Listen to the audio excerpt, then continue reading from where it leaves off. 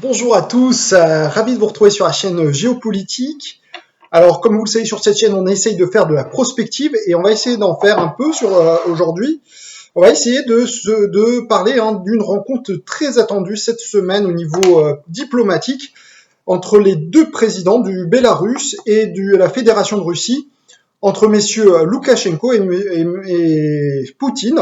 Ils doivent donc se rencontrer demain, lundi 14 septembre à Moscou. Alors on attend depuis très longtemps cette rencontre au sommet de l'État.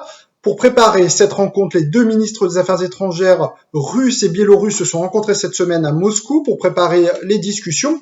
Alors peu de choses ont filtré de cette rencontre, on ne sait pas très bien exactement qu'est-ce qui s'est dit. Alors, qu'est-ce qu'on peut attendre d'une telle rencontre? De quoi cela peut déboucher? Alors, on sait qu'il y a deux questions qui pourraient être abordées, la question militaire et la question économique. Alors, d'un point de vue tout d'abord militaire, on sait que depuis plusieurs semaines, la Russie envoie des signaux qu'elle pourrait intervenir au Bélarus, soit directement, soit indirectement. Directement, c'est-à-dire qu'elle enverrait tout simplement ses militaires sur le territoire biélorusse, ou plus indirectement par le biais de ce qu'on appelle une réserve de police qui est mise à disposition du gouvernement biélorusse. Et donc, ça serait à la demande du gouvernement biélorusse qu'elle interviendrait. On ne sait pas exactement comment ceci se mettrait en place. Mais tout de même, il faut dire qu'à ce stade, il semble que le pouvoir biélorusse n'ait pas besoin, en fait, de ces forces de police, puisqu'il semble plus ou moins contrôler la situation. On voit bien qu'il n'y a pas de débordement en Bélarus. Les manifestations sont toujours se déroulent, il faut bien le dire, de manière pacifique. Il n'y a pas de blessés, il n'y a pas de pillage. Donc, pour l'instant, on comprendrait mal peut-être que le président Loukachenko demande l'aide de militaires de la Russie.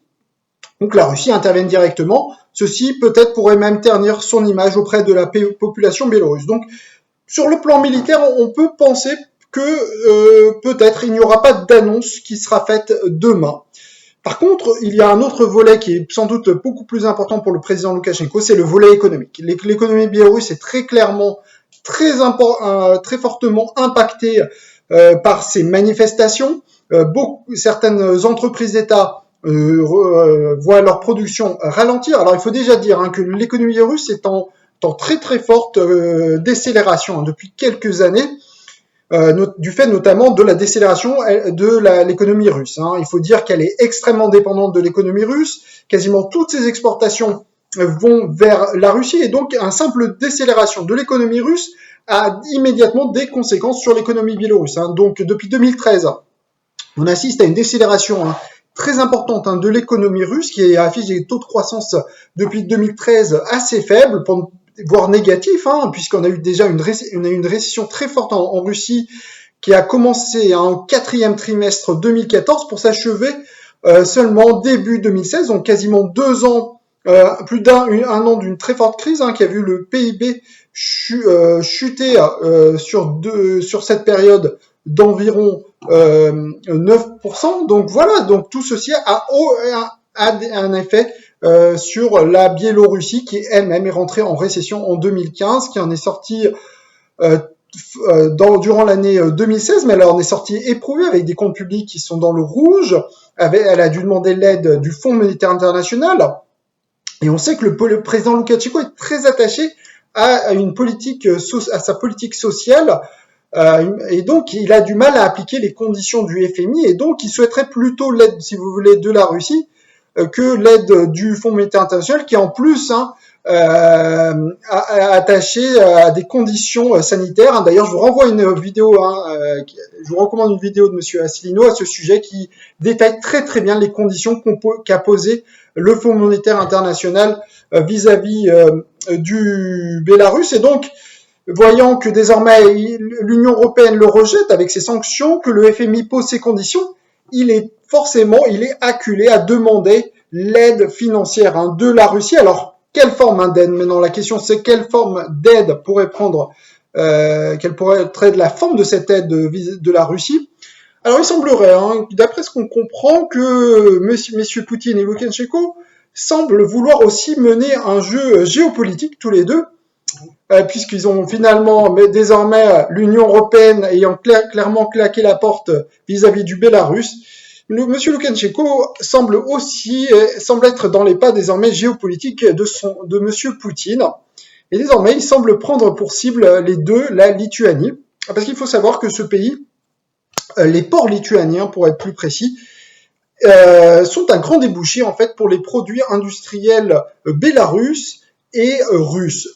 Par exemple, un tiers des marchandises qui sont exportées depuis les ports lituaniens sont des produits industriels biélorusses. Donc, ce que les deux présidents semblent vouloir se mettre d'accord, c'est de rediriger ces produits, la destination de ces produits vers d'autres ports, hein, et notamment, il semblerait que donc les produits biélorusses pourraient désormais plutôt aller vers les ports russes au lieu des ports lituaniens, et idem pour les produits russes qui n'utiliseraient donc plus les ports lituaniens, et il semblerait que ceci pourrait porter un coup très important également à l'économie lituanienne, à en croire certains, puisqu'encore une fois, les produits biélorusses, c'est un tiers, et les produits russes seraient à peu près un petit peu moins d'un tiers. Donc on voit que désormais la Lituanie serait en difficulté, hein, les ports lituaniens seraient en difficulté, puisque leurs clients ne l'utiliseraient plus, en fait, leur port. Et donc,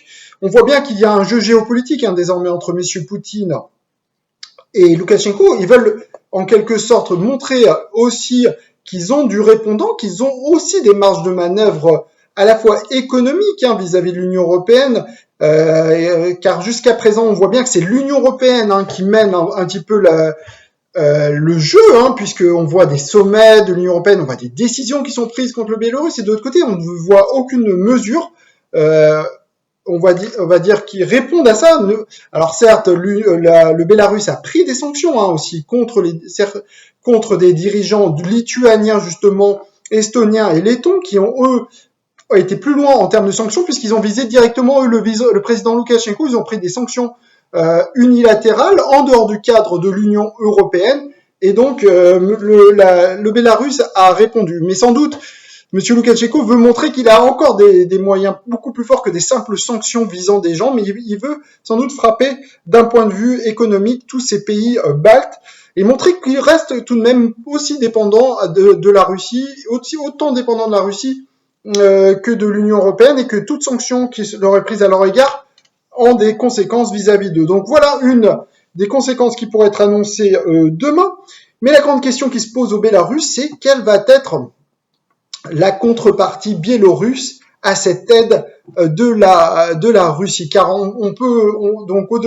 probablement un prêt va être accordé au Bélarus d'un montant qui ne semble pas encore très clair, peut-être 1 milliard d'euros ou 2 milliards d'euros, sans doute il se chiffrera en milliards tant l'économie biélorusse est affectée. Et donc, qu'est-ce qui va être la contrepartie russe? Car, connaissant M. Poutine, évidemment, il y a des contreparties qui lui sont joints. Alors, contrairement au FMI, ce ne sont pas des contreparties souvent économiques, ce sont des contreparties politiques. Et là, la contrepartie pourrait être, c'est une supposition, peut-être une plus grande intégration de l'État biélorusse vis-à-vis de la Russie. Et donc, le projet, en quelque sorte, le président russe avancerait dans son projet d'intégration d'union. Les événements en Bélarus finalement lui offrant une occasion unique de mettre en œuvre ce projet qu'il n'a pas pu mettre en œuvre les autres années du fait de la réticence, pour ne pas dire de l'opposition catégorique du président Loukachenko. Mais l'affaiblissement du président Loukachenko et de l'économie biélorusse, désormais, j'allais dire de cette manière, en font une proie pour la Russie, facile à manger, et donc, n'ayant d'autres alliés que la Russie pour le sauver, désormais le président Loukachenko se tourne vers son dernier allié, qui n'est autre que la Russie, et donc désormais il semble que ce projet Russie-Bélarus est en bonne voie d'être réalisé. Je rappelle qu'un accord a été signé en 1999 entre la Russie et le Bélarus pour un projet, mais il est resté à ce stade, il est resté lettre morte, ce projet d'union. Mais désormais, avec les circonstances actuelles, il pourrait être vivifié, il pourrait trouver une nouvelle jeunesse, et donc pourrait être tout simplement mis en œuvre dans les prochains mois. On sait que c'est un très grand projet, c'est sans doute le grand projet du mandat de M. Poutine. Et ben, sans doute demain, il risque d'aborder ce sujet à l'occasion de sa rencontre avec le président Loukachenko.